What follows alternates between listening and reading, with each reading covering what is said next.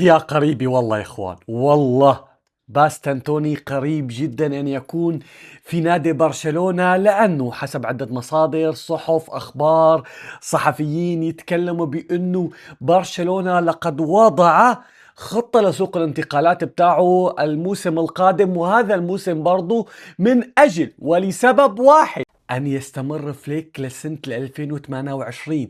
لأنه برشلونة عرض على فليك تجديد لسنة 2028، ولكن واضح جدا كان الرد: أنا ممكن أستمر لو دعمت الفريق بصفقات. فالكل بيعرف أنه برشلونة يعاني جدا على منظومة الأفراد على مستوى قلب الدفاع، وتحديدا بعد ما خسر مارتينيز لنادي النصر، فكانت صدمة عند فليك، فبده يعوضوه.